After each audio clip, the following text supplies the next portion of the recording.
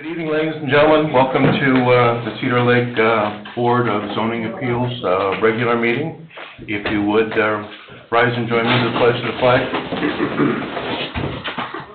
I pledge allegiance to the flag of the United States of America and to the republic for which it stands, one nation, under God, indivisible, with liberty and justice for all.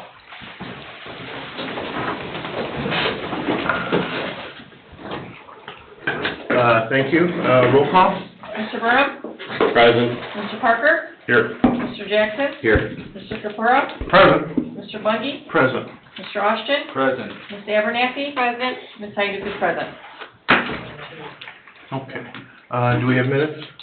No, sir, due to the length of time that both September planning commissions ran, we're a little bit behind on minutes right now. Okay.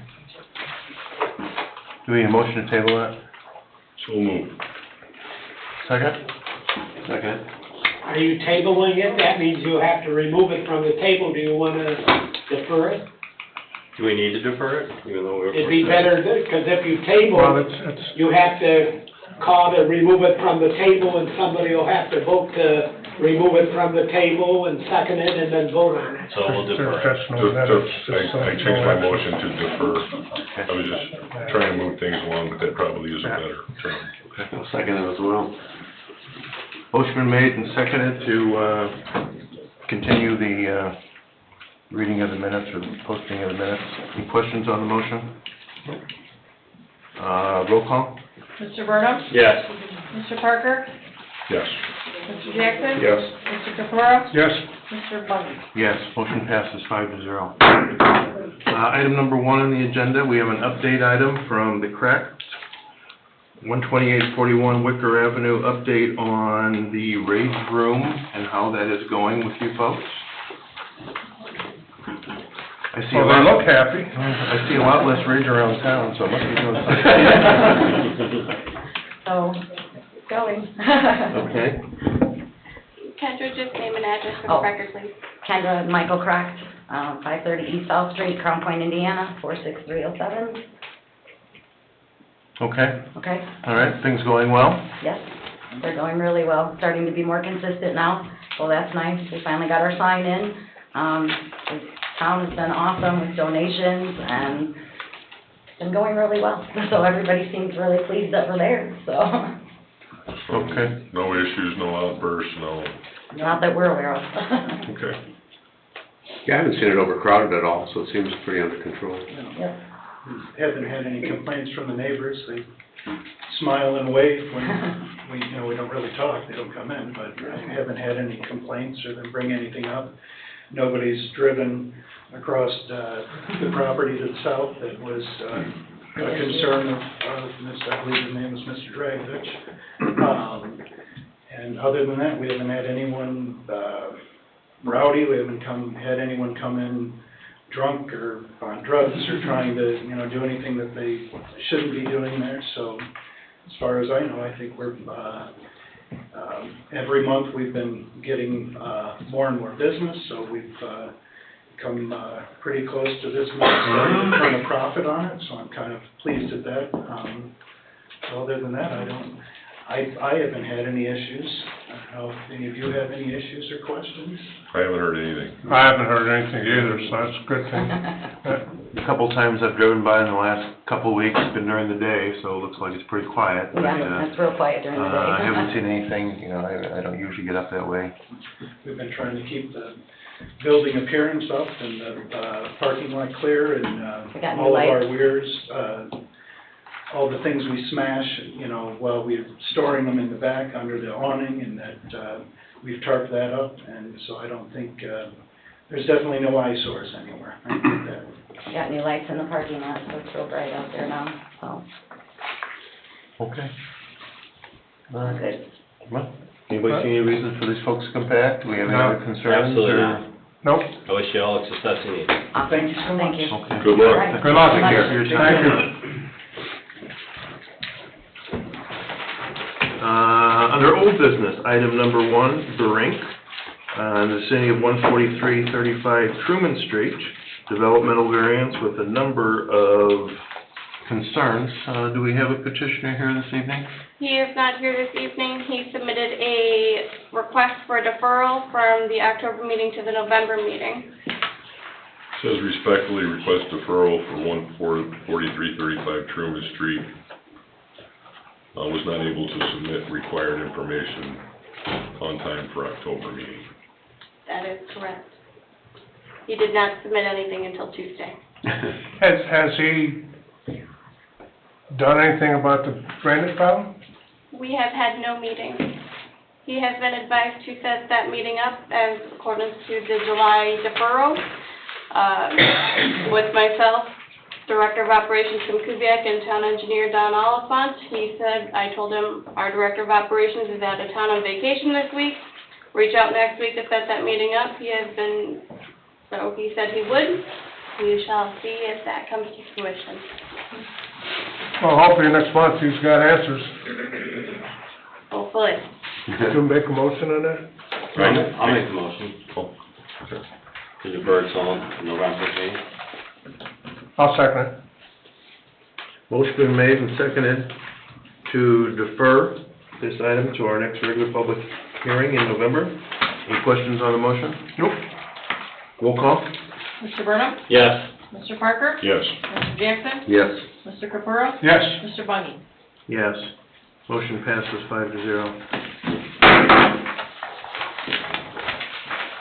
Item number 2, under old business, Olson Group Network LLC, vicinity of 13920 Butternut Street, Cedar Lake. Developmental variance is to allow the construction of a new residential home on an existing lot. Lot width 70 feet, lot size of 5,971 square feet, to be just under 12 feet away from the front property line and less than 30 feet from the rear property line. Reduction in minimum garage space to approximately 226 square feet, and a reduction in total house square footage to 1,472 square feet. Do we have a petitioner? Do we have, okay, why don't you come? Good evening. Everything in order, David? This is just a continuation from... You need to just state his name and address to the clerk. My name is Jared Stillmeister. My address is 7400 Lincoln Mill Road, Hobart, Indiana. Okay, you have some updated, information for us, or? Yes, at your recommendation last meeting, we were going to move past the patio in the back, or go meet up to it. And so with those adjustments, we were able to add the square feet to meet the requirement of 1,500. It's right at 1,500 square feet, the house size. We are also able to raise the garage area to 480 square feet, so it does hit the minimum requirements there. And also by moving it back, we were able to meet the variance for the front setback. So at this point, the only variance needed would be for the back setback. Okay, and this has been brought to staff, and they've been brought up to speed on your changes? I believe we sent it to you. You should have, okay. Yeah, it was sent, if you'll recall, back in August. yeah. I can't believe it's October already. Back in August, the only concern that had been majorly brought up by the building department had been wanting to see the garage, an actual 400 square foot, meeting or exceeding the minimum requirement. If it's going to be 480 square feet, it is then exceeding our minimum garage requirement. Okay, so if you've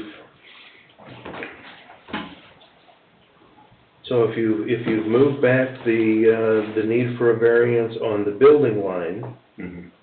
and then you've also taken care of the requirement for the garage size, then what do we still need, what do we still need to do with you folks? We would need The backyard. the Yeah, rear rear yard, lot. and what's the total square footage of the house going to be now? It's right at 1,500. Dual story and a half? Yes. Okay, so we're still gonna need that, nope, never mind, I lied. Nope, just the rear yard setback. Mhm. And how many feet you got for setback now? For the backyard? Yeah, what is it? I don't know if I know that number off the top of my head, I'm sorry. I have another gentleman from our team here, but I don't have that number on, I should have that, I'm sorry. What's the front yard setback now? They're meeting the 30-foot building setback line at the front yard. I should know that, I'm sorry, guys. Did that change from when you were here before? Yes, before they were asking a 12-foot front yard setback, so they pushed it back 18 feet.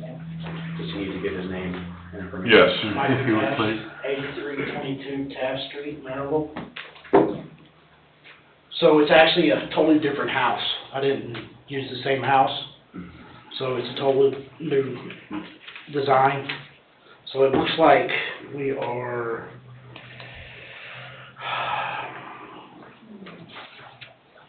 right at 700, I guess it's 719. What's 719 square foot on the bottom? I'm trying to read his. The 719 is the proposed elevation. So, he didn't put the setback on here. 30 feet. Mathematician.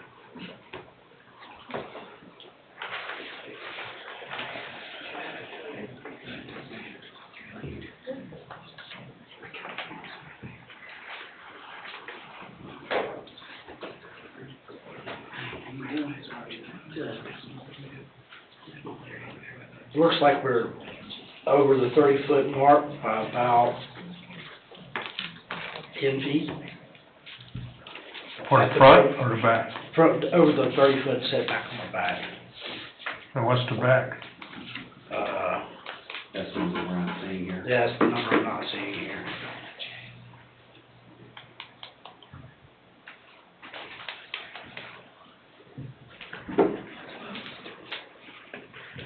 I was trying to see it on here, I don't see anything. No. Yeah. Do you know? So Butternut Street, is that the front, is that the Yeah, front of it's the the house? front. Alright, so then you got 112 feet, right? And 103, correct? Yes, Alright, so we're gonna take away your 30 feet setback, correct? yes. You're now to 70. And what's the proposed house?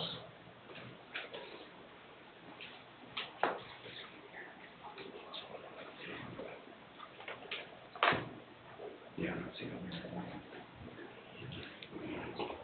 What's the proposed length of the house going to be? You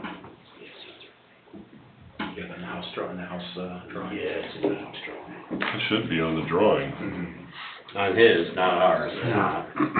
There's no measurement on it. I know, that's, but I mean, that should all be on the drawing for review, so we don't Are have you talking to. about the house drawing? You guys have the house drawing? That you never sent that over. Okay. No, it's not even a plot area, because there's no measurements on here, except for the width of your lot. Your lot is 70, and then it's like, the back part is So, 55, the side of the house is 44 feet. 44, so if you'll take 103.65 minus 30, so is that 73.65? Yep. So if we take the 74, that it would be 44 plus the 30, minus the 103, it's at 29. If I take it from the 112, that's 38, which doesn't add up. Well, the longest part of the house is 40-some, right? Yes. Right, And you but have if a it, 30-foot setback. but if it'd be 38 on the 112 side, that doesn't add up because the house is going over the 30 foot. This needs to be I corrected. just emailed you the blueprints.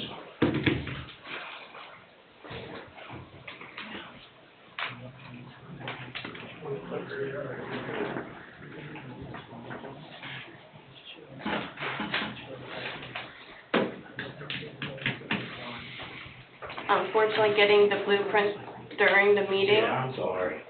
is not,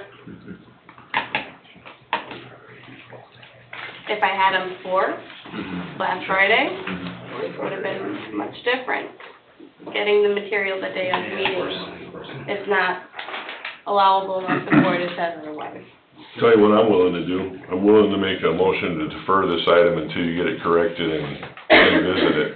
but there's a lot on this agenda tonight, and we're not, I don't think anybody's gonna be willing to, Yeah, without having any kind of concrete numbers. on an if. Your numbers, you're very close. Yeah, I mean. So just make sure you turn that for November, make sure your class survey has measurements on it, shows your exact distance and distance, you're not that far away. I mean, yeah. I mean, you downsize the house, you have a 30-foot setback, if your house is 40, I mean, you're gonna be really close, so. Yeah, if you've taken care of the 8-foot side yard setback requirements, you're not gonna have any height issues now that you've gone. Okay. This drawing needs to be, a correct drawing needs to be part of the approval, so the building department knows what to do, and we can't go forward with this. So, but, I'll second your motion. okay. So you are gonna request a deferral? Yes. Folks are on board with that? Okay. Mr. Chairman, Yes. I want to answer the question you asked at the beginning, whether the legals were in order or not. This is a carryover, I think, 3 times. And the legals were in order when it was first heard. Okay. Started in July.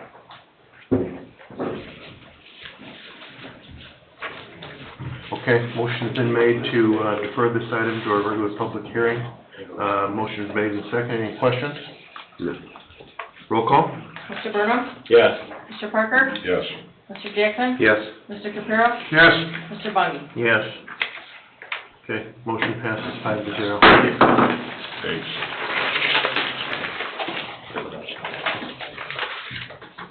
Item number 3, under old business, Michael and Susan Bieber, vicinity of 14109 Lowerman Street. This is continuation of last month's public hearing on developmental variance to allow petitioner to construct a 1,260 square foot detached garage of metal material with a 420 square foot overhang for a porch for a total accessory structure size of 2,075 feet and change, including the existing shed to be located 25 feet from the road. All right, Mr. Austin, this one? Just another carryover. Legals were in order when it was first presented. You, Mike? Okay. Good. Morning, or good evening. What do you got for us? Name and address? Now we need your name and address for the record. Mike Bieber, 14109 Lowerman Street, Cedar Lake, Indiana, 46303. Okay. All right, you were gonna check on a few things and get back to us?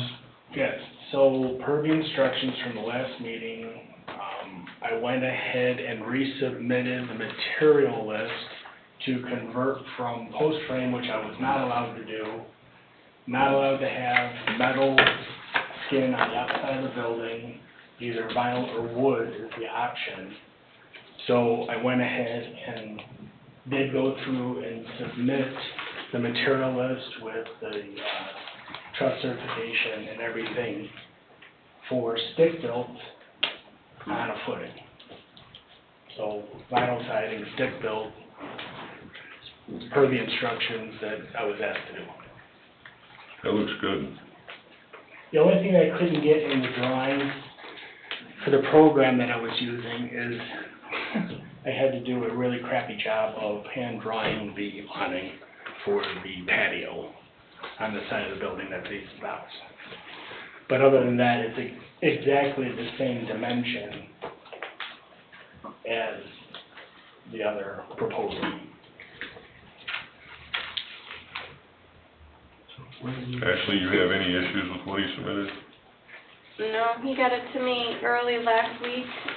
We talked on the phone and he said that he was gonna be changing from the metal post frame to the wood stick as requested by the board last month. Everything appears to be in good order now. That looks good.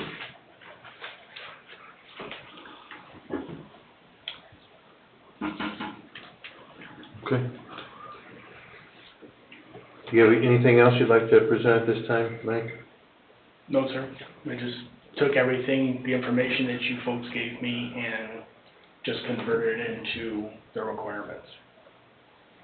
Okay. So the request for the metal material can be dropped from the variance request. I did Correct. ask if I could still put the metal siding on, and I was told no, so that's why it's converted back over to vinyl or wood per your instructions, correct. The only thing that I was allowed to keep was the metal roof, and said I could put a metal roof on it. You're gonna love that. Yeah, and eventually the house will, when the house roof needs to be replaced, I'll take a look at doing it that way too.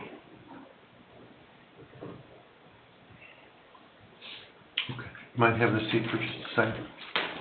Do we have any remonstrators here for this variance? Any remonstrators for? Any remonstrators against this variance? Anyone here against? Anybody online, Ms. Everett, anything? No, fair, nothing received. Okay, we'll close the public portion of this hearing. Okay, you can come back up, please. Any other building department comments? No, we didn't have many concerns from it last month. Again, he went back to the drawing board, he came back with the stick frame built. If it's all approved, we can get moving forward with the building permit through the building department. Okay. All right, board discussion, any more questions? That's exactly like we discussed. The form of request on the agenda probably needs to be carefully made to comply with what was discussed here. Metal and post building notably.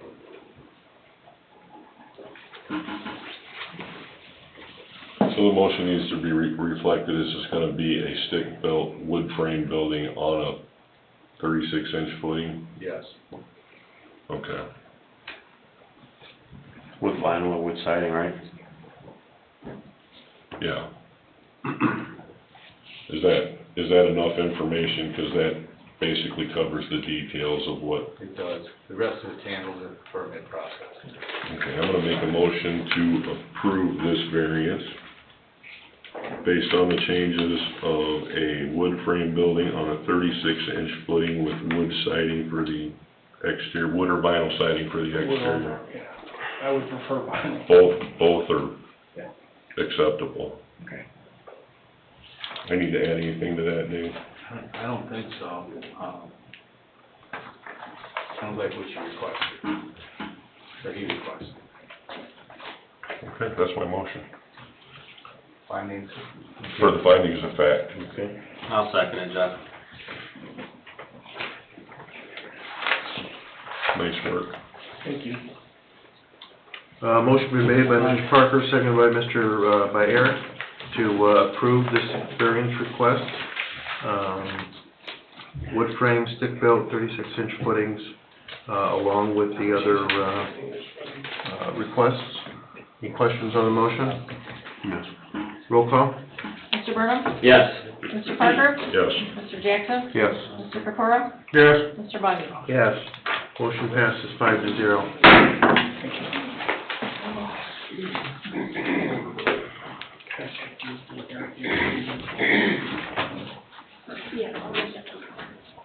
All right, item number 4, developmental variance, Lawrence Goff. Looks like we have a piece of correspondence that says that Mr. Goff has chosen to withdraw his variance request. That is correct. Okay.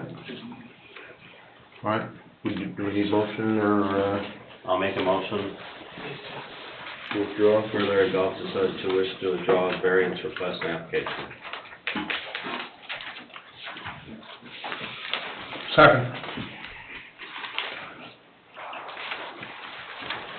Okay, motion made and second. Any questions on the motion?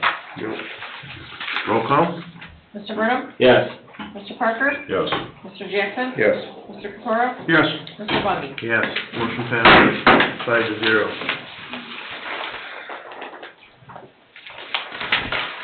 All right, item number 1, new business, Baumgartner Developmental Variance, vicinity of 8319 Lakeshore Drive, petitioner Adam Baumgartner, 8319 Lakeshore Drive, Cedar Lake. This developmental variance has allowed petitioner construct a rooftop deck on top of an addition along the west side of the property line with a 0-foot setback. Mr. Austin? Legals are in order.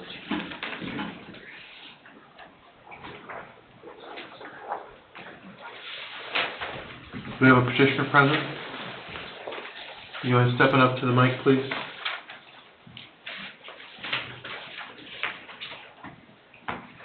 Adam Bumgarner, 8319 Lakeshore. Good evening. Good evening.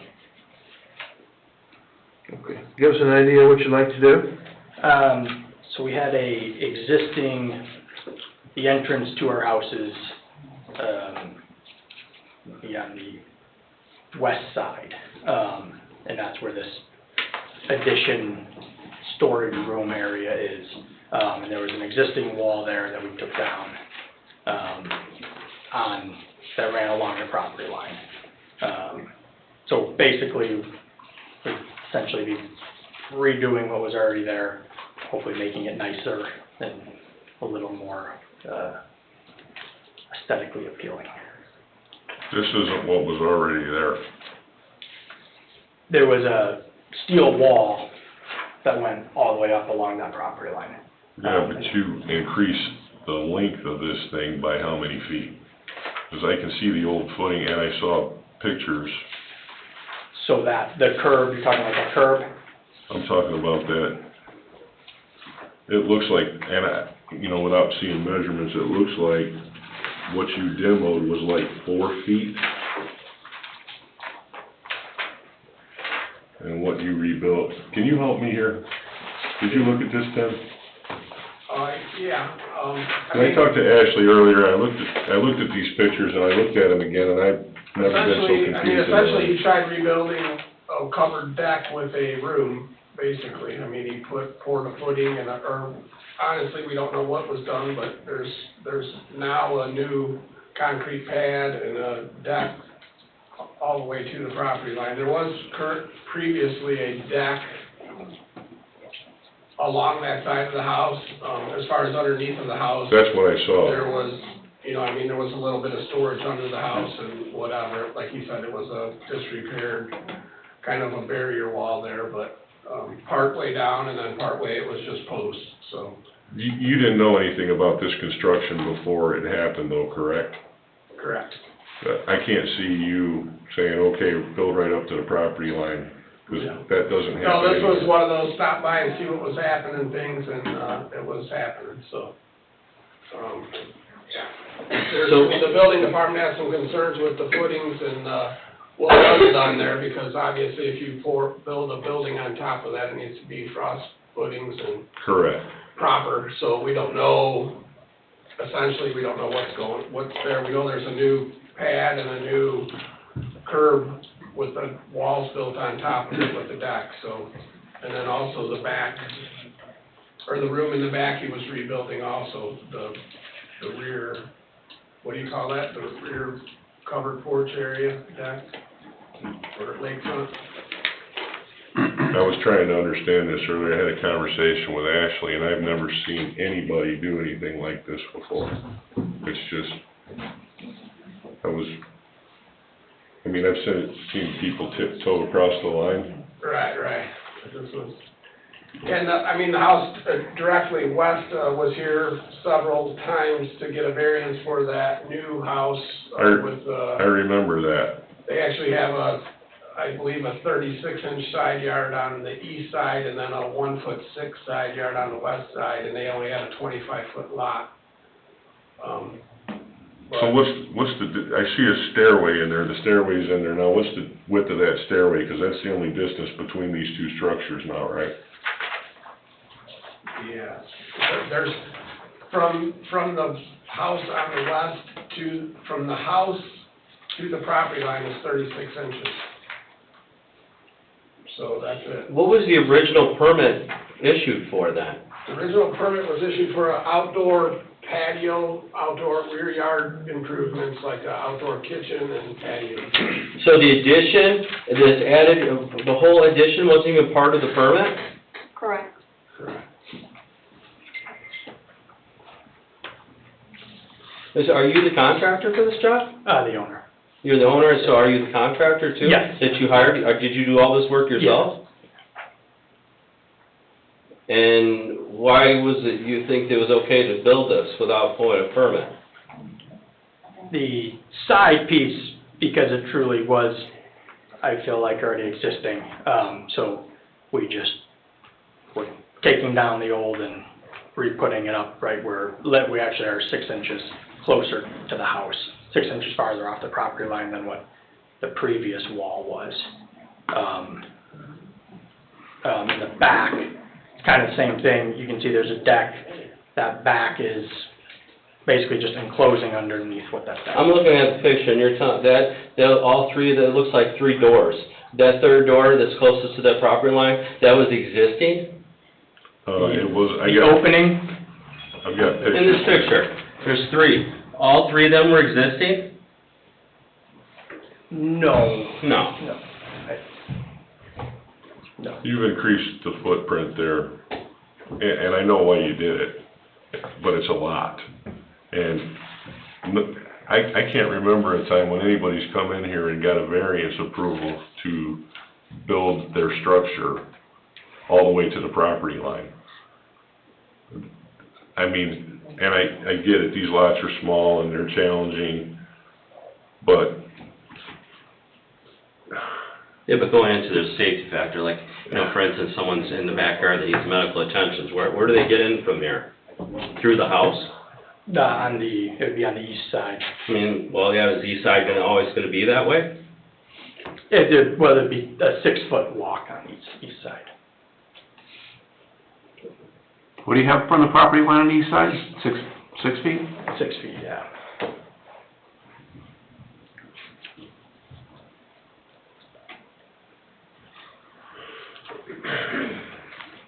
This is what it looked like a year ago. This is it right here. So that structure that was going to the other side of the lot, there was no building there, so it was stairs. More or less, yeah. There was a good, probably 8 feet in between the buildings.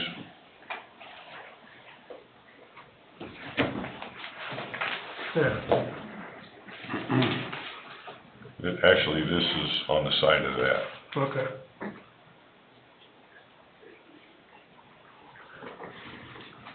This is, what Chief Wilkening sent a letter on? This is what Chief Wilkening sent the letter on. Yeah, that was my next question. Because he's very adamant about the fact that, it's definitely a safety hazard there with being so close to the, being on the property line, so getting access to either one of the 2 houses if there should happen to be a fire. You know what the other thing is, and just speaking from a citizen perspective here, you got somebody right next to you just built a brand new house, got all their approvals, got the variance requests, and just from a neighbor perspective, it's pretty disrespectful to just do something like that without giving your neighbors a chance to come in and weigh in on what you're doing and how it affects their property.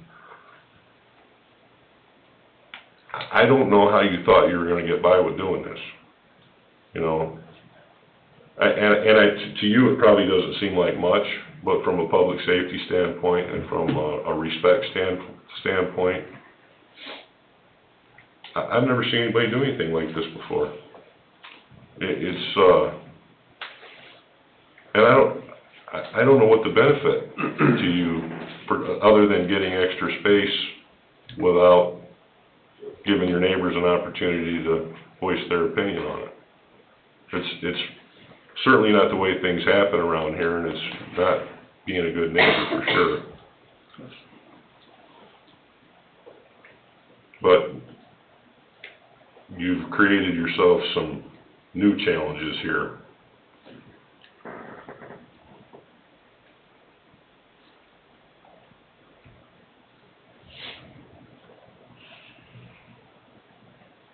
Well, we asked them on number 3 here is what's the difficulties, that, merits you building it the way it is, and you just said for an entrance. Well, that's not a difficulty.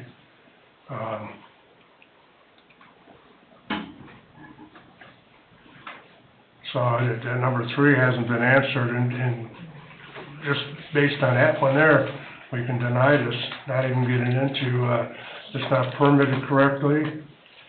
It's on the property line. It's not been inspected correctly. I mean, there's no way that the footings could have been inspected or anything. Heck, it should have been red tagged right off since, I don't, inspected it. because- A stop work order was placed on the property. As of when? June.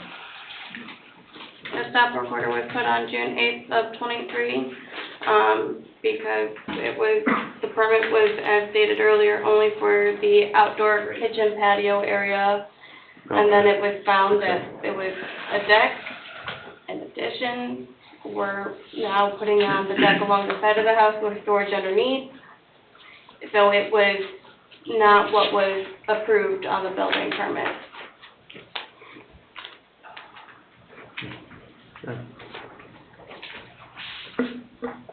Who put the footings on your house?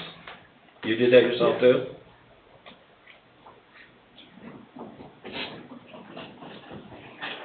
wouldn't this normally be, Mr. Austin, it'd be, normally be an item where a public hearing would be held and people would get a chance to come in and... For all of this variance, absolutely. There's multiple ones here that would require approval.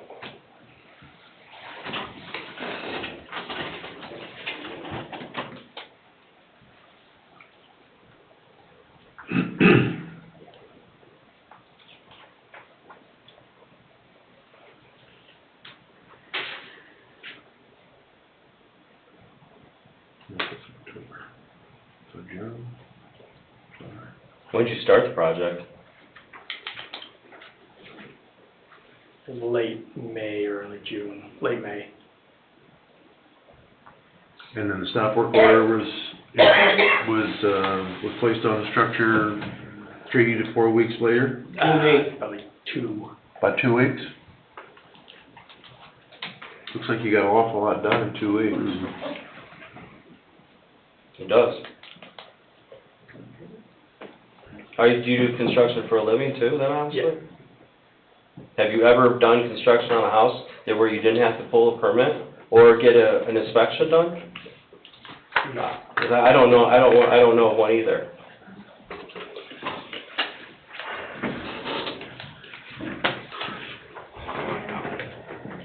I don't have any more questions. Unfortunately, you got yourself in a bad position here. Understood.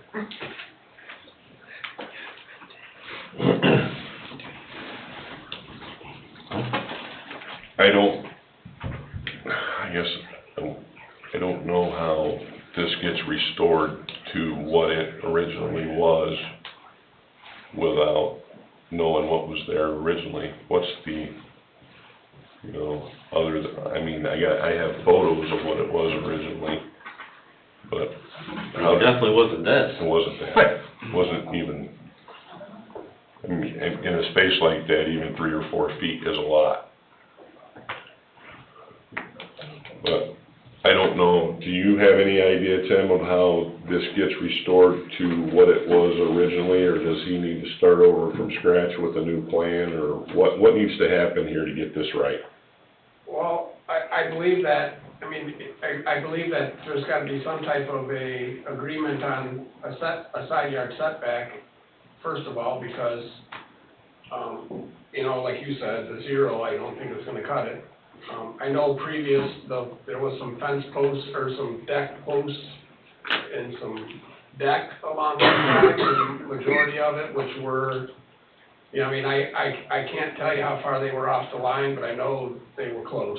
I know that there wasn't, I inspected the house next door several times, and when you walked between the house and the deck, I would say them poles could have been 6 inches off the property line, maybe, but There's a giant tree. There was a deck post and a rail, it wasn't, and the deck was, 8, 9 feet off the ground, so it was just poles there, it wasn't. And there was stuff stacked under the deck, obviously, but, I would say establishing that side yard setback would be step 1, and then step 2 would be, for him to come up with a plan that could be permitted and inspected and checked off on according to what he was allowed to do for a side yard, so.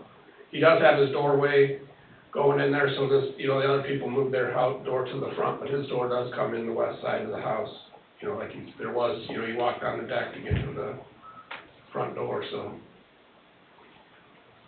I mean, I would assume that some type of a side yard number, so he knew how to design something accordingly would be, I mean, other than that, you tear the whole thing down and start over, I don't know. I don't know, you know, I don't know where. Well, he's almost in that position to get a correct inspection anyway for code.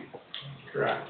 This is, and even if the plan commission was amenable to giving you your variance on this, it would set a terrible precedent, which I don't think anybody is amenable to giving you your variance. But, and I don't like taking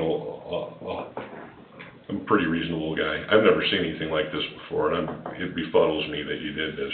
But you've made yourself some problems and you're gonna have to figure it out. I don't know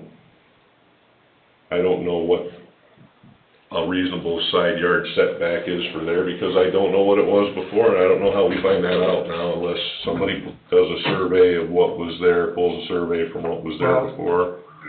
What I'm looking at here is the original house is still standing. Correct. It's as if, So, to me, it cannot go past, any addition cannot go past the original size of the house, because that's what was there. In the past, we've kind of went along with, if that was the wall of the house, and it was 5 feet off, and, you know. yeah, there's just no way to know that based on what we got. Well, just based on looking at what the house is at. From this wall right here? Yeah. Well, here's what it is, this whole thing is gonna be denied, and he needs to, deal with the building department as far as, fines and what have you, with what he has up there. Then he has to come up with a plan, and drawings and that can go through, the building department as to what he's gonna do here. Plain and simple, it's not up to us to tell him. What we're telling him is he's wrong. And Tim had a problem with the business, and you made him tear everything out, then you redo it so you could inspect it, right? Mr. Chairman, it appears that Mr. Capur has been doing this for a while. That's exactly what your lawyer recommended you to do. Okay. Then we know where we're going then, because And so will he, because he knows that what exists isn't going to. I don't know where to go with it from here. So, So we need remonstrators? I'm gonna ask for some. Okay. Why don't you have a seat for a minute, unless you have anything else you wanna present at this time? One question, do you guys have that picture in your file? I do. Okay, so just, I I guess do. my only comment is, you can kind of see where that concrete and that railing comes down. Mm-hmm. That's where that existing deck, catwalk, whatever you want to call it, ran. You don't all the way down. understand that we typically see that before it's demoed, so we know what we're looking at. Understood. It's hard to vision, other than some of the older pictures that I was able to acquire today, it's hard to, I mean, we know that there was a deck, because that's how you got into your house. For We sure. know that there were stairs going down. The problem is they don't know is what you did after the fact. I know, understand what you did, you closed in your deck, but then you poured concrete and did, hopefully, I mean, I don't know, you poured concrete, we don't know what you did, but you poured concrete to enclose it. I assume you're gonna put a door on there, put storage away, but none of that is based on the permit that you originally pulled. Understood. So, I mean, you're gonna have to go back to the building inspector and the building department and figure out what you're gonna do. That's the only unfortunate thing, is there's no way you're getting a variance with the way it is. Just have a seat for a minute, if you would, please. Do we have any remonstrators for this variance? Remonstrators for? Do we have any remonstrators against this variance? Anyone here against? But we do have a piece of correspondence, correct? Correct, from Chief Welkening. He said he looked at this site since they have already built the deck. It's very tight and we would have a difficult time maneuvering around if either house is on fire. Making allowances like this opens the door for more people wanting variances to build close. I stand by my comments on other projects about exposure problems. Yours for the best fire protection possible, Chief Wilkening.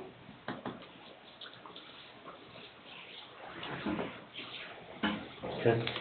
Anybody else online? No, sir. No, for this item, okay. And no thing written received. Okay.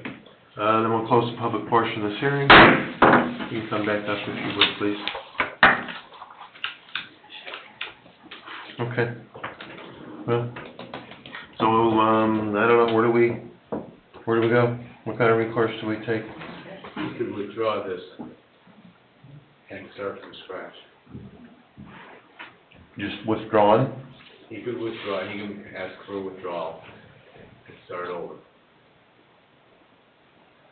Or you can act on a motion. To deny the variance?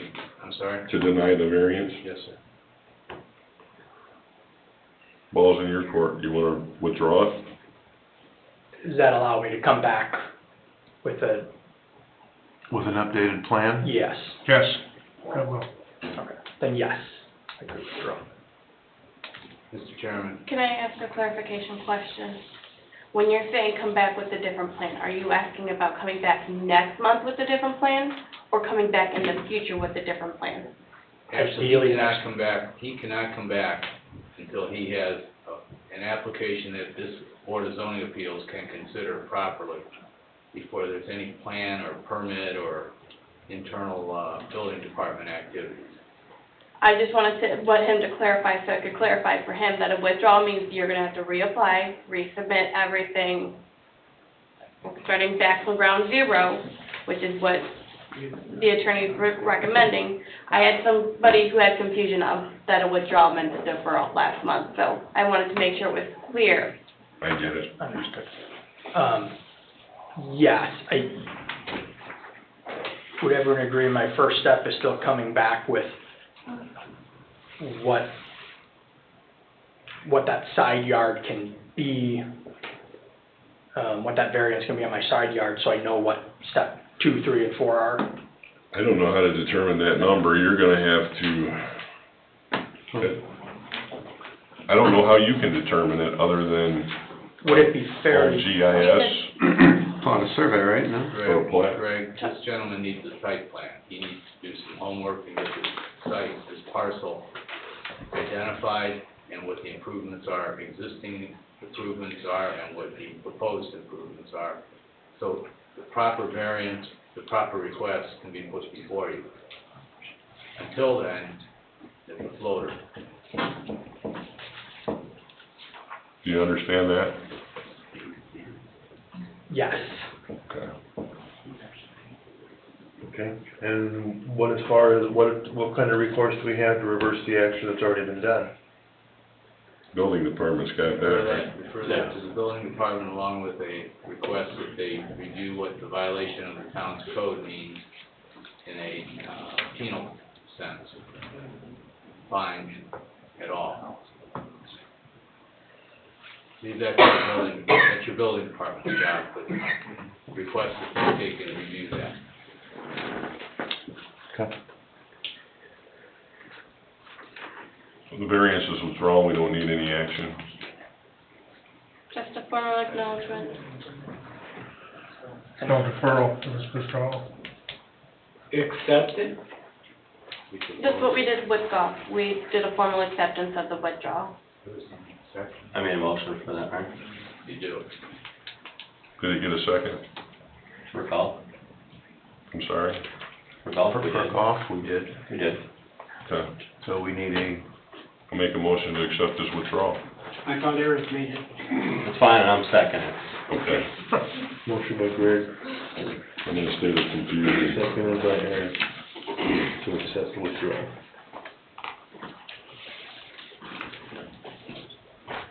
Any questions on the motion? Roll call? Mr. Burnham? Yes. Mr. Parker? Yes. Mr. Jackson? Yes.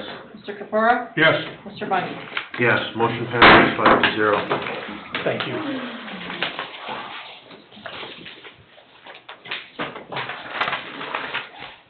Item number 2, under new business, Kubiak Properties Developmental Variance, vicinity of 14320 Lakeshore Drive. Owner Kubiak Properties, Austin, Texas, petition King Kubiak 9080 West 129th Place, Cedar Lake. Developmental variance has allowed the petitioner to construct an attached garage for a total garage square footage of 1,351 square feet, and to allow for total lot coverage of 36% on a lot with an existing structure. Good evening. Good evening. Hold on. Everything in order, David? Legal's in order for public hearing. Okay. Good evening, Ken Kubiak, 9080 West 129th Place, Cedar Lake. We are remodeling this house, redoing it. I was gonna add this garage on until we did the calculations for the lot coverage, and, the garage put us over the 25%. The garage that was existing on the north side of the building was like 18 feet wide and had 2 9-foot doors, so you could pull in, but you couldn't get out of your car. Real skinny and long, so we ended up putting one door on that side, and if you look at the picture, the second picture down would be driving into the garage doors would be facing north. And if you look at the top picture, that is actually the garage on the left side of the top picture. It's right in line with the existing roof line. In the back of the last page is a survey of the property, and you can see that that particular parcel of property has a 20-foot front building line, which we are still 1 foot. We'd have like a 21.5-foot setback with this size garage, so we would still have our front yard setback. We removed all of that wood deck from the rear, over 2,000 square feet of deck that was on the back, on the lakefront side of the house is gone now, and it's gonna be grass and a patio versus all of the wood deck that was down the side and, across the back, so. Basically, the difficulty is just having a place to put the patio furniture and stuff when you're not there, so the garage space is kind of important to put your stuff away and keep it from in the yard, and that's what we got. So this was the best idea we could come up with. We added the third car to the garage side just because the front yard setback was 20 foot, so we had plenty of space there to fit it in there. We kept the side yards good. The only thing we're over is the lot coverage, and the size of the 1,100 square feet, we kept that one bay on the old garage where you pull into the front just for whatever patio stuff, extra stuff, so. That's all I got. Was this the Villegas property? Yes, sir. All the deck in question is gone. All that decking? Yeah, every bit of it is gone. So basically, it'll still be less lot coverage than was there previous, if you counted, now we don't count the deck any longer, but. Still got nice side, it's still got a 8'6", 8'7" side yard on the south side of the building. The north side of the building is only about, maybe 5 foot, 4.5 foot side yard where it exists there, so. It fills up the property, it's a big house though, so. The north side, the original setback though, right? What's that? Original setback on the north Original, side? correct, yes.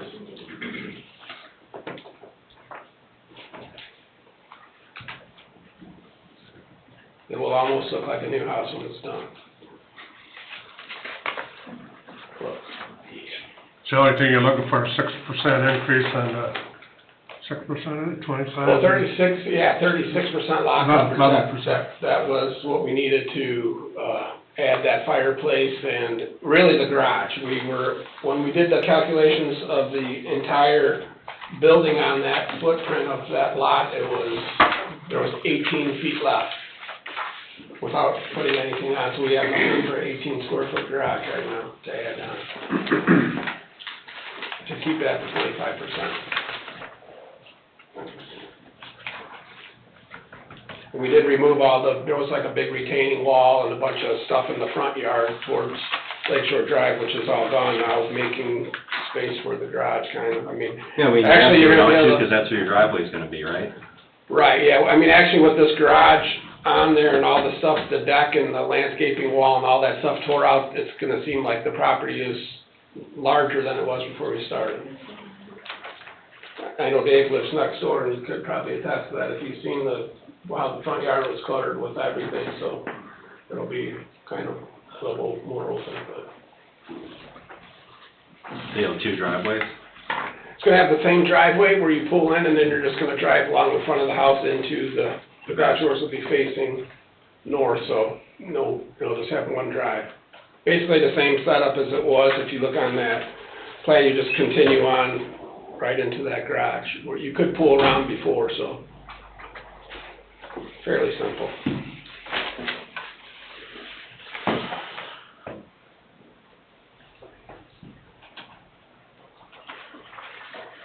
Any other questions or concerns or comments?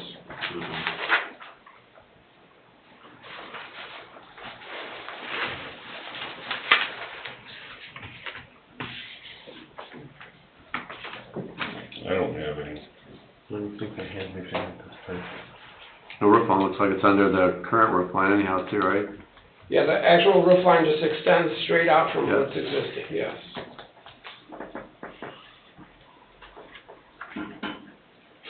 Yeah, so it's the same height. I mean, actually, the house is 30 inches taller than it was in the center before we started.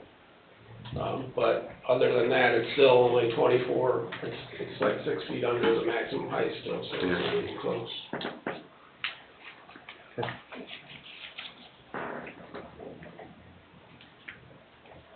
Okay.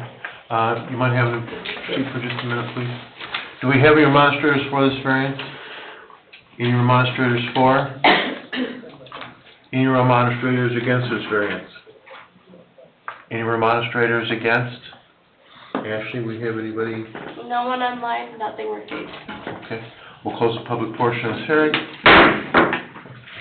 Building department comments?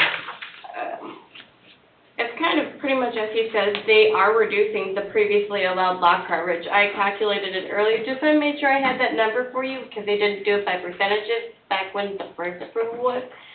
If we went by that previous lot coverage, what was approved was 47.2% lot coverage. He's only proposing 36, so he's actually reducing the total lot coverage by 11% from what was previously approved. Otherwise, there was no major or outstanding building department comments. Addition by subtraction? I tried using the magic trade-off since we took 2,000 feet off, we could just put the garage, but it didn't work that way, so. Okay. Any other board discussion? Anybody else have any concerns? No, sir. Yeah. It's pretty straightforward. It's a nice property. Mm-hmm. It's gonna be beautiful when it's finished. I mean, the views are incredible over there. It's really cool.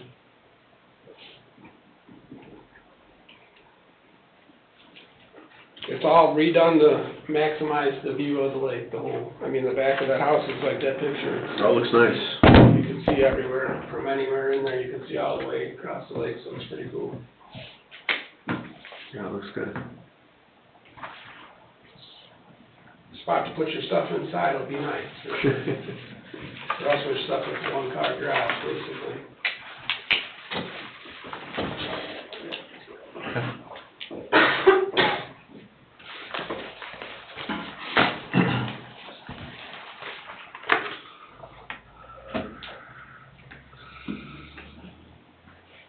This would be this is a developmental variance that would be, we need a motion to approve or deny. I'll make a motion to approve the developmental variance to allow the petitioner to construct an attached garage for a total garage space, square footage of 1,351 square feet, and to allow for a total lot coverage of 36% as a lot with an existing structure per the finding of facts. I'll second it. Motion been made by John, seconded by Ray to approve as requested, including the findings of fact. Any questions on the motion? Roll call? Mr. Burnham? Yes. Mr. Parker? Yes. Mr. Jackson? Yes. Mr. Capura? Yes. Mr. Bundy? Yes. Motion passes 5-0. Thanks, guys. Thank You know where to find the building department in future? Yes, sir. I will be there tomorrow. That's on vacation.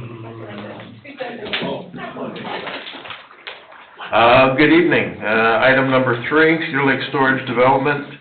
Owner Cedar Lake Storage LLC, 9019 West 133rd Avenue, Cedar Lake. Also in the vicinity of 9019 West 133rd Avenue. This developmental variance is to allow the petitioner to utilize the gravel portions of the property known as Phase 2, prior to asphalting. Mr. Austin? Legals are good. Thank you, Mr. Chairman. Attorney Nathan Viss here on behalf of Cedar Lake Storage, 12632 Wicker Avenue here in Cedar Lake. I believe my clients were here before you during the study session. I apologize, I could not make it during that time period. But I believe the board is well familiar with this piece. My clients purchased it in 2020. It was going through a foreclosure. It was falling into a state of disrepair. And over the course of the past 3 years, they've been vastly improving it. They were before you in approximately 2021 as to a phased development plan, which you approved.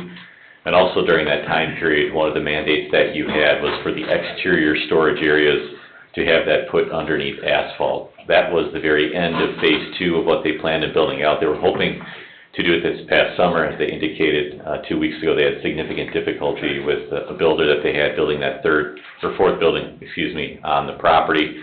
That's put them behind. So what they are cordially requesting this evening is for basically a temporary variance to allow to be able to use the back side of the property for storage. It's approximately almost an acre in size. About a quarter of that is under a hard surface right now. There's cracked concrete that's back there right now in a section of it. And the plan in working with the asphalt companies once they open up next spring, early summer, is to re-asphalt everything at that point. But until then, they are seeking your approval for a variance. Again, it's a temporary variance to be allowed to store items thereon. My understanding is that a couple of weeks ago, one of the concerns that you have raised is, well, what if next year they don't end up putting the asphalt out there and you would need to call on their letter of credit, which they do have right now. Right now, there's a $113,000 line of credit that you had requested approximately 2 years ago, and they were going through the process of this development. That is the backstop to ensure that all of these updates that they're going to make to the property get done. Following the October 4 hearing that they had with you, I talked to my clients on the 5th. They've reached out to 3 different folks that tow cars. They haven't gotten a response from them. So my suggestion to them, which they've agreed to, and perhaps you'll agree as well, is they would increase that line of credit by $10,000, which I believe would be more than sufficient to cover if the town next year would need to call on that line of credit, and if you would need to hire somebody to tow vehicles from one side to the other when you were putting in the asphalt. And that's, again, a big if. That extra $10,000 could be used in that line of credit to cover those items. How many units do they have parked on that gravel right now, Nathan? There's about 20, from looking at the pictures. I need to do some quick math here to see if that 10,000 adds up. Because I have a little experience with towing. I do not. So if you do, Mr. Parker, I based it at approximately, you could probably move 5 vehicles an hour at $200 to $300 an hour, and that would be more than sufficient. But maybe I've seen too many YouTube shorts on guys towing things, and they're moving pretty quickly, so.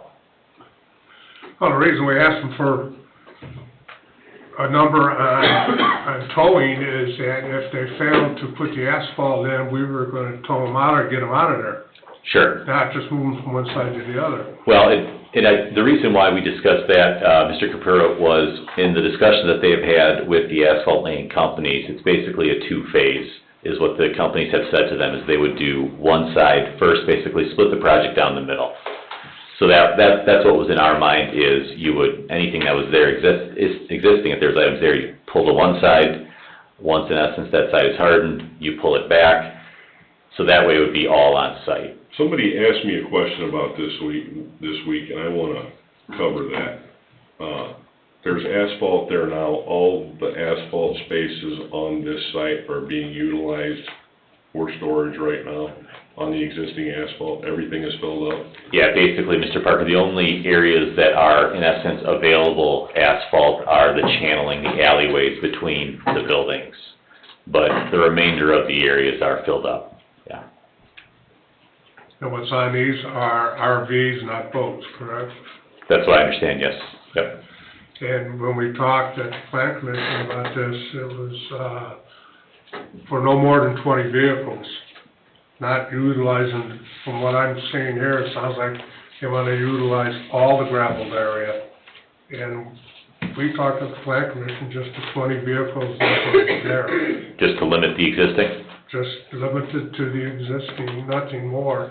Yeah, because if you go the other way, you have to calculate how many vehicles fit in that space and speculate that it would be filled. And in Cedar Lake, the way storage is, you can cram it. I mean, you can pretty much guarantee that it, I mean, if a temporary variance is granted, that it would be filled.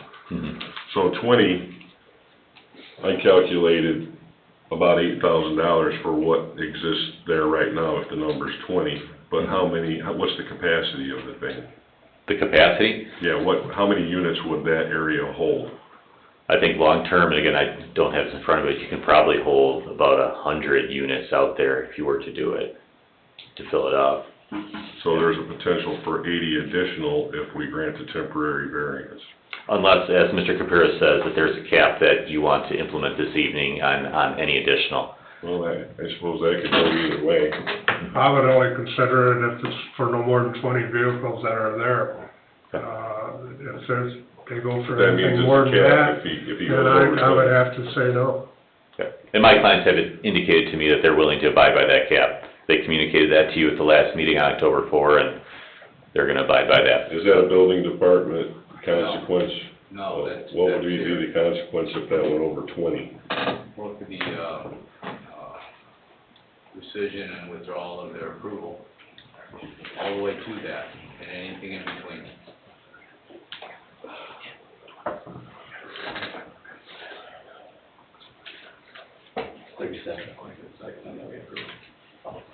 I misspoke. I went off of what I thought you could cram in, Mr. Parker. They tell me 37 was approved at the plan commission. So I just went off an aerial in my head. No, 7 was not. 37 after it's asphalted. Completed. After it's completed. Oh, Yeah, I'm sorry. no, I wasn't misquoting the 20. Yeah. No, and again, my clients have confirmed that the 20 is what they communicated to you on the 4th, and that's what they're. Saying that all that'll hold is 37, 17 more? That's what was on the original site plan, from what I understand.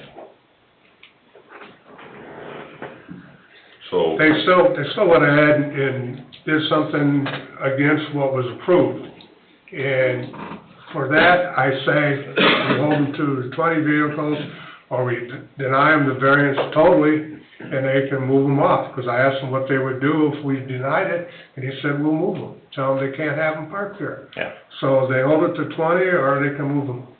Yep, no, That's my opinion. and my clients are amenable to a motion this evening that would hold them to the 20.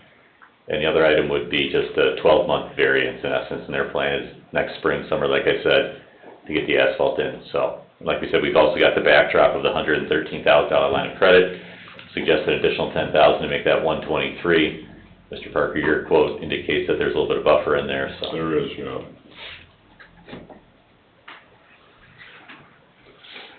Okay, So it sounds like it's gonna be a hard number at 20. some of the other folks up to speed here. This is discussion that was handled at the planning commission, but for us members that don't sit on another commission, this is kind of our first grasp at this in a very long time.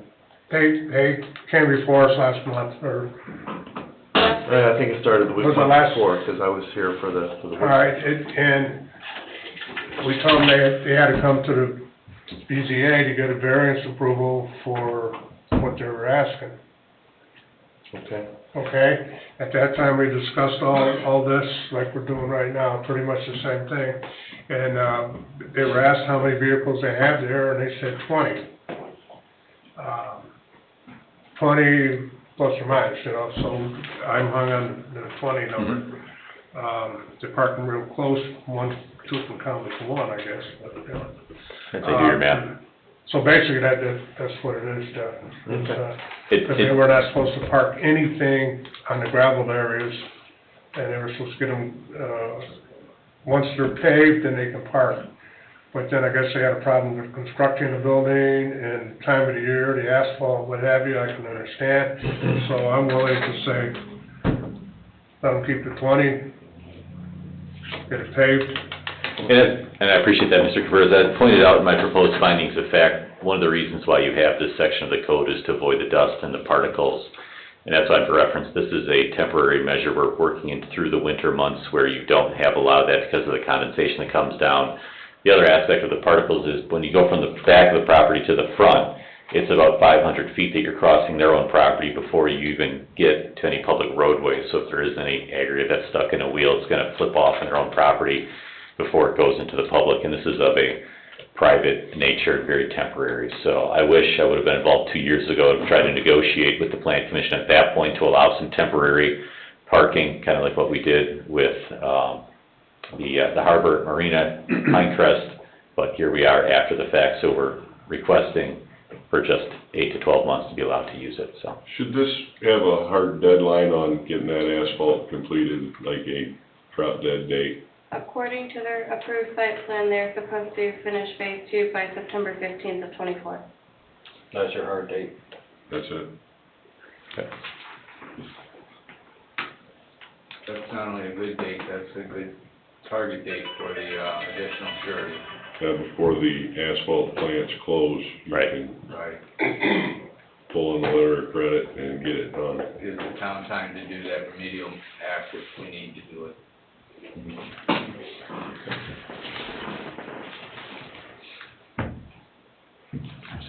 Yeah, please. Do we have any remonstrators for this variance? Any remonstrators for this variance? Any remonstrators against? Good evening, Terry Broaders, 14513 Morris. I was one of the responders in the planning and zoning meeting where they discussed it, where you weren't there, Mr. Bungie, and I did have some comments. I'd like to reinstitute those comments in tonight's meeting. There's a couple things that have been discussed and a couple things that were discussed in the past one, what was never mentioned again tonight. You guys talked about adding on money for a just-in-case cause. Well, that's like giving him a second chance at violating what he's already violated, firstly. Secondly, the $10,000, I mean, he'll make, so if you do the math at $200 per unit times 20, times 8 months of storage, he's gonna be somewhere in the $32,000, I'm guessing $40,000 range.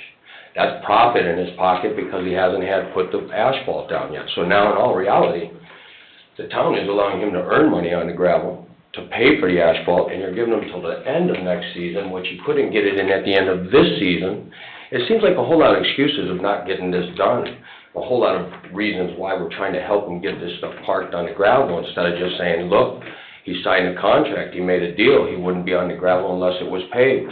He wouldn't utilize the gravel unless it was already paved according to Ashley. So, there was a lot of help given and direction to him in the last meeting on how to handle this. But it just doesn't make any sense to say, well, we'll put another $10,000 on his surety bond, because in all reality, he gets all that money back. While he collected all the rent, while he's constituted all that income to pay for the asphalt that he couldn't get done at the end of this season, but now you're going to give him to the end of next season, and he's going to profit a good portion of money during that amount of time. And unfortunately for all the other builders that come along, and the one that was here prior, I guess he doesn't know enough people in town who have gotten a little more help at this meeting. But it seems like the same thing over and over again. It's who you know. Thank you. Thank you. Any other remonstrators for or against? Do you have anyone online, Ashley? No, sir, no written correspondence. No written correspondence, okay. We'll close the public portion of this hearing. I will say that we do not take into consideration financials finances when these requests come before us. It is not our concern if the gentleman is gonna make money or lose money on this project. Our concern is that he violated a contract he had with us. And we're trying to correct that to the best of our ability and to also please the residents of the town that we are working in a manner to help everybody in town, not who we know, because I don't know these gentlemen. I don't either. So that statement sucks. Therefore, I mean, we are here just to see that a wrong is righted to the best of our ability and to help the gentleman right it to the best of their ability. But if it's wrong and you're allowing them to write it, sir? you're making it, you're giving them a way out. Okay. Sir, anything more to say? No, that's good. Thank you. Okay. Building department? Just for a quick point of clarification, there was never any contract signed on this property. It's not a PUD, it's a straight zoned M1 property. The agreement was done at the plan commission meeting through the minutes. It's not monetized. I'm blanking on the word I want right now. Memorialized. Thank you, memorialized in the minutes from September 21st of 2021, that they were asked numerous times by the president of the plan commission at the time that they would not use the gravel, that they would not park in the gravel, which was agreed to. That is what is currently being requested. That's why they're back in front, is that they are utilizing the gravel. And when they asked the town, could we utilize the gravel, they were told it was a agreement between them and the plan commission that was memorialized in the plan commission meeting minutes when they got their approvals. They needed to seek proper approvals through both plan commission and BZA. With that being said, my one comment and question concern is they started parking in the gravel against what was already approved back in 2021. If we put a cap on it, and until they told my building inspector that they were parking in the gravel, we had no knowledge. How can we ensure that they don't park over that 20? That was my question, you know, and maybe because of the current situation and the rules already being broken, maybe we should increase that letter of credit to reflect all 37 spaces, but keeps them from using all 37 spaces. I mean, when these things happen, and for me, if they had built something there without permission, and it was detrimental to the town, the residents, the neighbors, it would be, my stance would be the same, tear it out and get it right. In this case, the base is there, and the construction isn't complete, but it's still, in instance, a usable space, because frankly, I don't think those RVs are going anywhere till the spring. And I appreciate that, Mr. Parker, and what my client just asked him is if add to the motion that my clients would be willing to send a picture a month to Ashley, just panoramic, that shows it, that shows that particular day, just to continue to confirm until we asphalt. And I guess the way that I look at this, and again, I wish I would have been part of the process back in 2021, but anytime that you allow a developer to build a new development, do we put down right away the surface, the bottom coat, and the top coat of asphalt? Usually it's just a binder coat to start. And then what we have beyond that is either a letter of credit or a bond of some form to ensure that it's going to get done. Correct. And that's a very applicable instance to what happened here. And that is a very reasonable argument to what we're doing here, except the binder coat isn't there. I mean, I guess the long and the short of it is for everybody is to ensure what needs to happen, does happen in a timely fashion. Yep, and we've got a timeline, Mr. Parker. We've got additional surety to ensure that any RVs can be moved. We've got the dollars there to back the town to ensure that the asphalt is going to be put down. So I think Mr. Carnahan said it best 2 months ago when he referenced the town has put my client through the ringer on this project and demanded exactness to the code. And but for this, my clients have met that. So, they have gotten all their approvals thus far, and everything's been inspected, and, Not all of them. well, except for this one.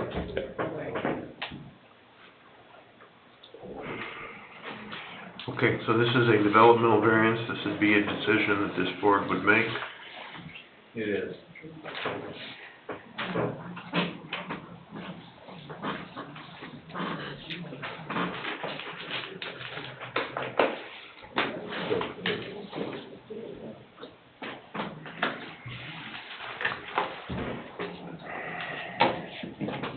And we're looking at the timeline or the deadline for the Phase 2 construction of September 15th, 24, correct? that's correct, Mr. Chairman.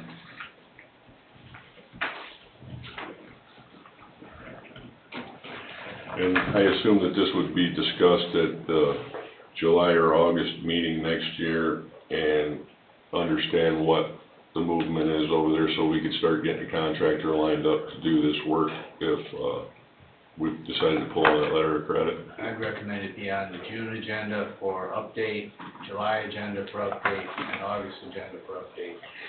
And if it's a standard letter of credit from an accredited financial institution, which I'm assuming it will be, we'll easily be able to attach those funds if needed. I think the existing letter of credit is through People's Bank, That's correct. and then, the standard standard procedure of operations for putting letters of credit on any agenda starts about 3 months before it's expired. I just wanted to clarify that, so the teeth are understood for, So it doesn't go out of sight and out of mind. yeah, plan earlier the better. It'll go on our calendar, and I know it'll go on Ashley's. It'll become an update item on our agenda or on the planning commission's agenda, or both? Both? Oh, Yeah, 'cause if this variance is granted, it's gonna expire on August 15th, 24, correct? It's a temporary variance, so it has an no, I thought it was expiration. September 15th. Or September 15th, September 15th. That's what we talked about. So, it's a temporary variance, that's the expiration on it, but you need to be planning early next year to get this in the schedule for the construction season. No penalty for getting it done early, obviously. Noted.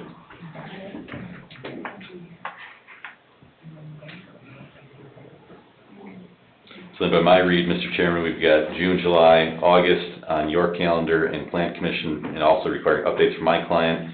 Additional $10,000 to a total of $123 to be shown to the town here within the next 2 weeks. This variance is granted through September 15, 2023. Cap of 20 outdoor parking spaces in this area. 2024, I think you said 2023. Sorry, thank you.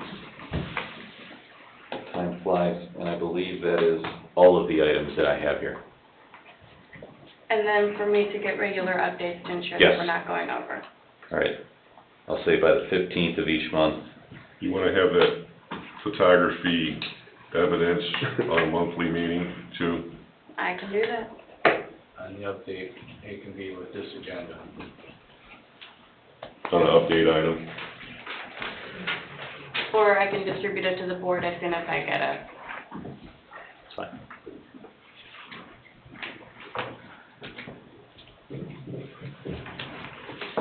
So on the 14th, vehicles will be moving back and forth. No? I don't think my clients are giving the keys to them, John, so.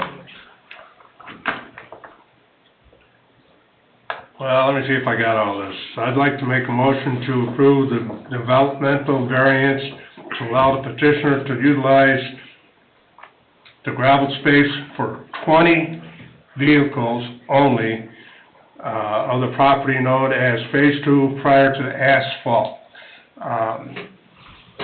An increase on the letter of credit of $10,000 to cover any towing or moving of vehicles will be added to the letter of credit. Is that $113,000 even? That still needs to be verified by the town engineer. All right, to be verified by the town engineer, all right. On the 15th of each month from today forward, a picture, an aerial shot of the lot will be sent to building department to show that the 20 vehicles and only 20 vehicles are parked there. This variance will be in effect until September 15th, 2024. And in June, July, and August of 2024, we will have updates at the regular BZA meeting. Did I miss anything? I don't think so. I think I would use the word units instead of vehicles, though, just for clarity. Units instead of vehicles, agreed. Per the finding of facts.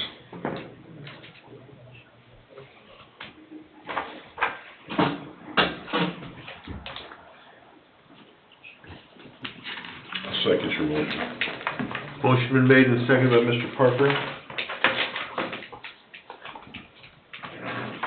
to grant the developmental variance with an expiration of 9/24 and with the update items and all the other items included in that motion. Any questions on that motion? No, sir. Roll Mr. call. Chairman, Yeah. before you take the vote, let's make sure the petitioner knows that there's been an accommodation provided here, maybe an admonition, that if there's a violation, the town zoning ordinance will be examined and potentially all remedies under it will be considered. So if our building inspectors come in and say there's 40 units, or there's 60 units, or there's a violation of substance, that there's enforcement coming. That's what the complaint out here in the citizenry is about. That's what they have negotiated here with you to ameliorate. And I think that's been done, but violation going forward is what I'm talking about, so we're clear. I know Nathan knows that, but maybe his client needs to hear that too. We're good. I understand. Thank you. Okay, thank you, David. Roll call? Mr. Burnham? Yes. Mr. Parker? Yes. Mr. Jackson? Yes. Mr. Capura? Yes. Mr. Bundy? Yes. Thank you. Motion passes 9-0.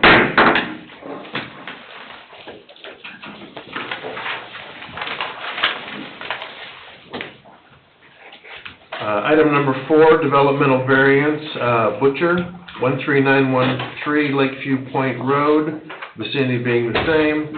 Developmental variance is allow the petitioner to install an in-ground pool approximately 4 foot away from an existing covered porch and 8 feet from the south property line. Mr. Oshia? Legals are in order. Good evening. Good evening. Dave Ekren, 13419 Delaware Street, Crown Point. Okay. All right, give us an idea what you'd like to do. All right, it's a 12 by 30 foot fiberglass pool, and it's going to be 10 foot from the primary structure of the house, 4 foot from the covered porch, and on the south property line, we'd be 8 foot from the south property line that would be in line with the house itself, primary structure.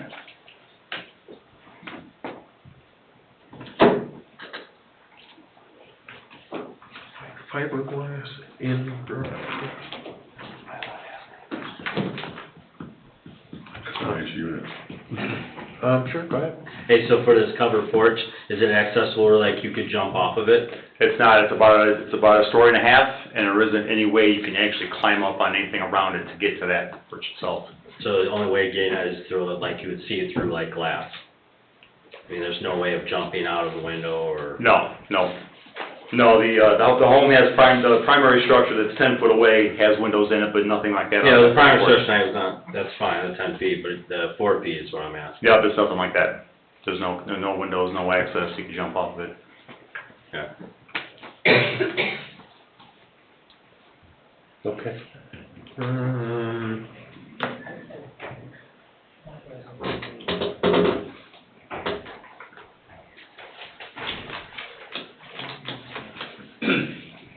I don't know, just to play devil's advocate, it can't be moved any closer to the lake?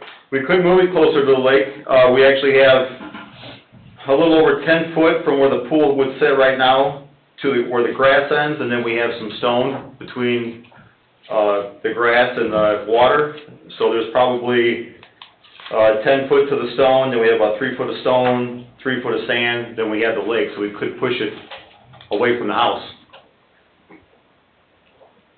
I would like to see it get further away from the porch cover. We could move it at least 2 feet, maybe 4, away from the house. I'd be happier with 4 than 2, Okay. preferably 10, but From a maintenance standpoint though, because of the proximity to the lake, I don't know if that's a great idea because, I mean, sometimes these things overflow and you get more chemical potentially getting into the lake. I mean, for us, 2 would be preferable. It does have it has a hard cover on it. It has a safety cover on it, so it's not permeable. So there wouldn't be rainwater going in there causing the water to come out. The only way you could overflow it is if you actually manually, put a hose in there and let it run without turning it off, So basically, once it's filled, it doesn't have an autofill on it, so there's nothing that could actually be caught open. It would let it continually fill up. I have an in-ground pool there, a lot of work, but I also have a pond in my second backyard, and the closer it is to that type of water, guess what you get? Frogs. Frogs. We have a lot of frogs in our pool. You got a big maintenance problem then, I mean. It'd be different if it was open and, a kid could just jump off the balcony or in there. It's Yeah. enclosed, the double porch, so it's just the actual house. But the lake is, in my view, a more important body of water considering all the work that's getting done there and any kind of a potential. What's the depth of the pool? 5 foot. 5 foot. And then there'll be concrete, patio area? Paver hard. Just pavers around it, and that'll encompass what kind of footprint? There's actually a design that I have a design here I could send to you. I can give it to you. It got received yesterday, so they do not have that. All right.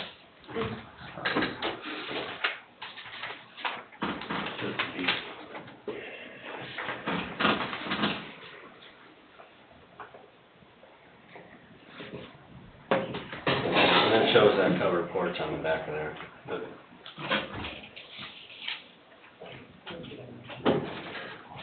There's also a picture of it. where's the current? Here. So it's even. The pool's right here, right? Yeah, the pool, yep, the pool. So this is all even. It's not jumping off at anything, it's just covered. This is the part that's sticking out over the house. It's not that you have anything, it's gonna be 4 feet off that block, correct? Alright. Yeah, it's a patio, it's not, I thought it was like above, like above a deck, like you're looking out, it's all flat. So the pool will be right here, and this post right here, that's the closest will be, where it'll be 4 feet from that post. That's exactly it. Okay. And the pool's gonna be 10 feet off the wall of the house, right? Correct. It's gonna be 4 feet off the edge of the roof. Just that little corner piece there, though, correct? That's correct, just the very corner of that covered porch. You see that? We got another rendition, but. Yeah, I know what he's talking Because about. that post is the only reason why you're even here, That's it. Yeah. so.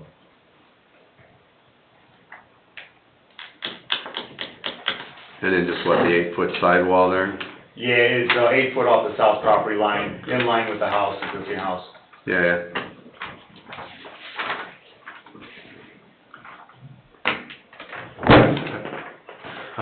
You might have a seat for a minute.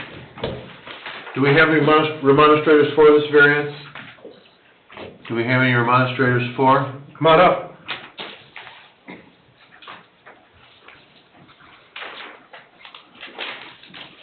January Michaels, 13939 Houston Street, Cedar Lake.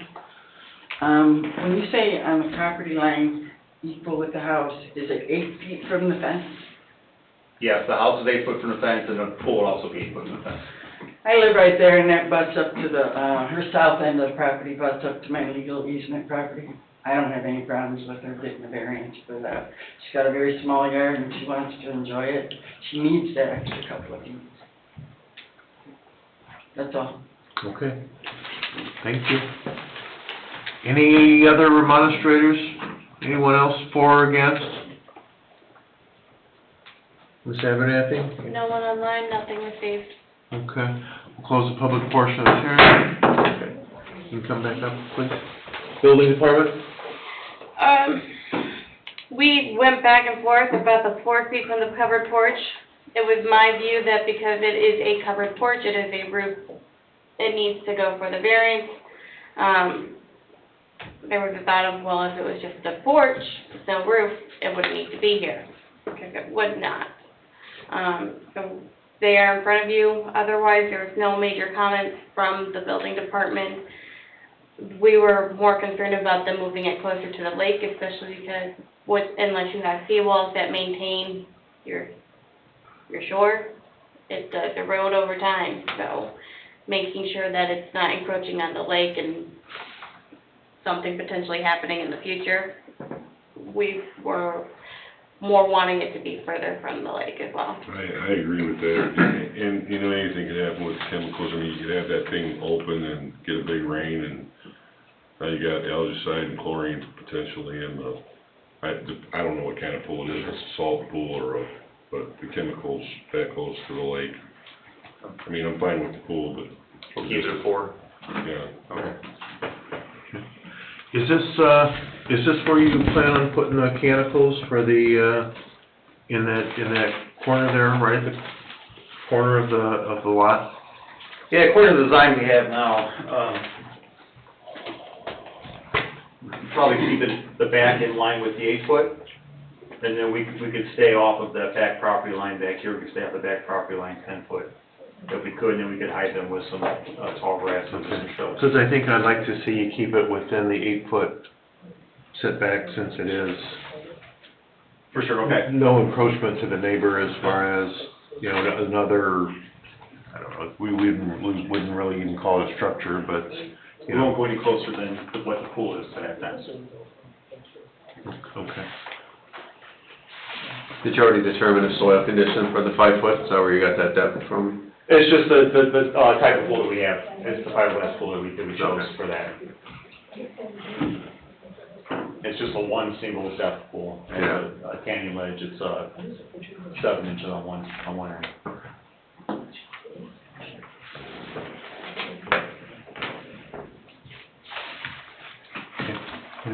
Anybody else have any questions, concerns?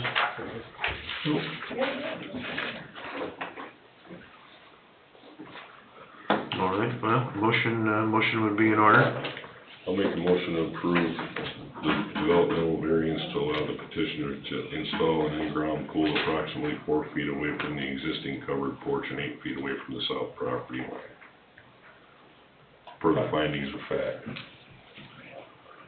I always need that little nudge. Took me a while to learn that. I'll second it.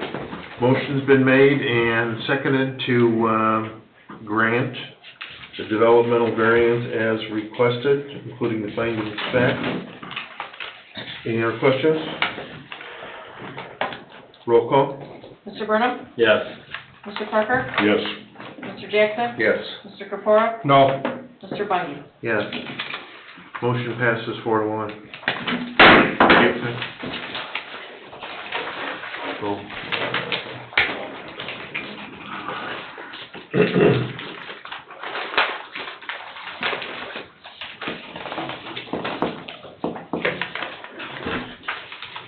Wasn't really in the motion, but,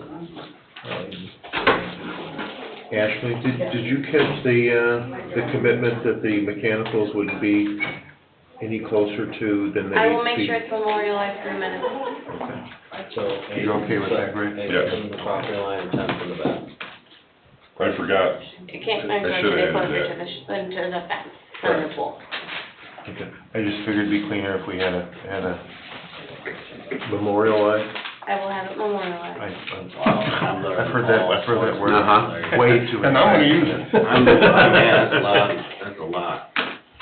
All right, item number 5, Kuvenhoven.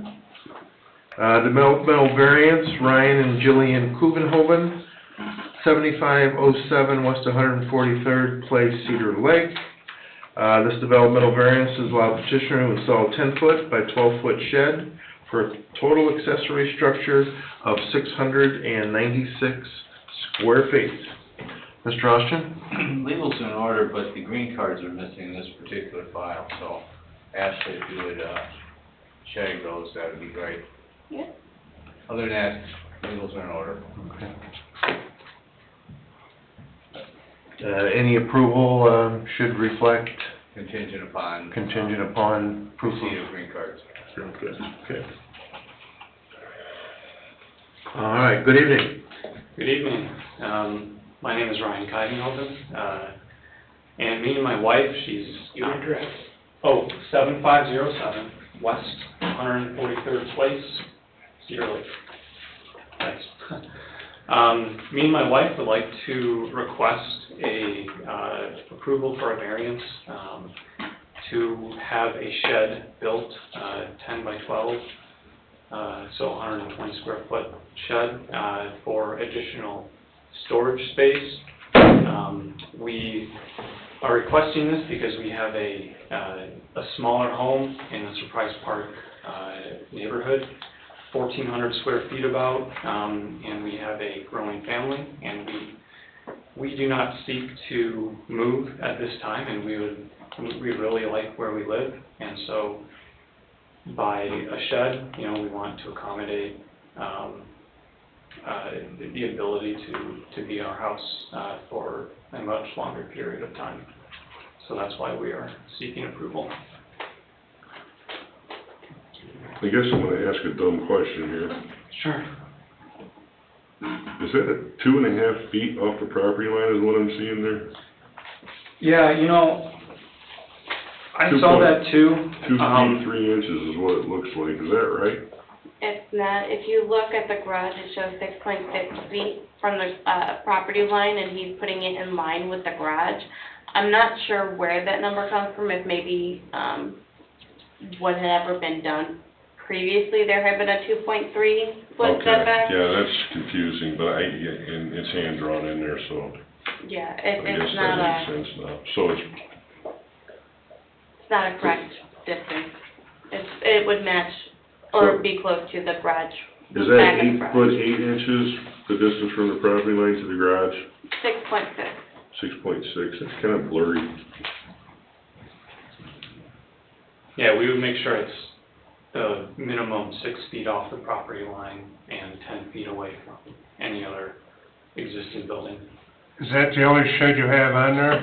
It is. So the garage is putting you over to accessory? The sheds would put him over the accessory. Yeah, but the garage is being considered, The garage, because it's detached, is considered an accessory structure. okay, so that's where it comes from? Yeah.